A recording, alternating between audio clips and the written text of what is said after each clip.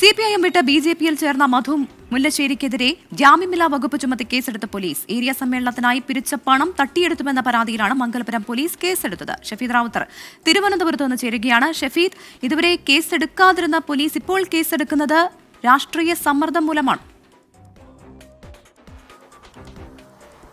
അങ്ങനെ ഒരു ചോദ്യം ഇതുമായി ബന്ധപ്പെട്ട് ഇപ്പോൾ ഉയർന്നു വരുന്നുണ്ട്. അതിൽ ഏറ്റവും പ്രധാനപ്പെട്ട കാര്യം ഡിസംബർ 1 നടന്ന ഏരിയ സമ്മേളനത്തിൽ നിന്നാണ് മധു മുല്ലശ്ശേരി ഇറങ്ങിപ്പോകുന്നതും പിന്നാലെ BJPയിൽ ചേരുന്നതും. അതിന് പിന്നാലെയാണ് ഇക്കാര്യത്തിൽ പരാതിയുമായി CPM പോലീസിനെ സമീപിക്കുന്നത്. ആദ്യം ഈ വിഷയത്തിൽ പരാതി നൽകിയത് ഏരിയ സമ്മേളനത്തിന് വേണ്ടി പോത്തൻകോട് നടന്ന ഏരിയ സമ്മേളനത്തിന് മൈക്ക് സെറ്റ്, പന്തൽ, അലങ്കാരം തുടങ്ങിയവയ്ക്ക് ബാക്കി നൽകേണ്ട പണം നൽകിയില്ലെന്ന് കരാറുകാർ പരാതിപ്പെട്ടതോടെ ഏരിയ സെക്രട്ടറി ജലീൽ, പുതിയ ഏരിയ സെക്രട്ടറി ആയിരുന്ന ജലീല ആറ്റിങ്ങൽ DYSPക്ക് ആദ്യം പരാതി നൽകി. പിന്നാലെ വീണ്ടും മംഗലപുരം ഏരിയയിലെ 10 ലോക്കൽ കമ്മിറ്റി സെക്രട്ടറിമാർ മംഗലപുരം പോലീസിലും പരാതി നൽകി.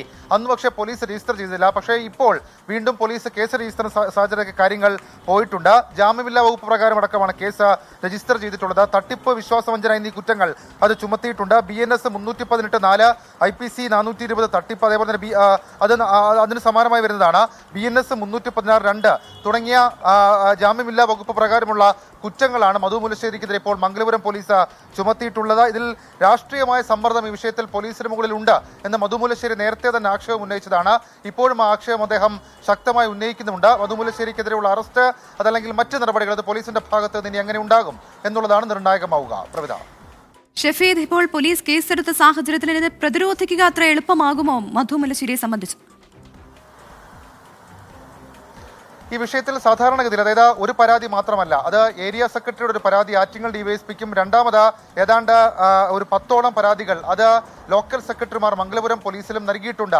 അതിൽ ക്രൈം ഓഫ് ഒക്കറൻസ് അത് ചൂണ്ടിക്കാണിക്കുന്ന കാര്യം മൊഴിയായി നൽകാൻ ആളുകളുമുണ്ട്. അപ്പോൾ സ്വാഭാവികമായും പോലീസിനെ സംബന്ധിച്ച് ആ വിഷയത്തിൽ മുൻപേ കേസെടുക്കേണ്ടതായിരുന്നു. പിന്നീട് എന്തുകൊണ്ടാണ് ഇത്രയും താമസിച്ചത്, അവിടെ ഏതെങ്കിലും തരത്തിലുള്ള കോംപ്രമൈസിംഗ് സാധ്യതകൾ നടന്നിട്ടുണ്ടോ എന്നടക്കമുള്ള കാര്യങ്ങൾ അത് പലതരത്തിലുള്ള ആക്ഷേപമായി മുൻപും ഉയർന്നിട്ടുള്ളതാണ്. ഇപ്പോൾ മൊഴിയടക്കമുള്ള കാര്യങ്ങളുണ്ട്.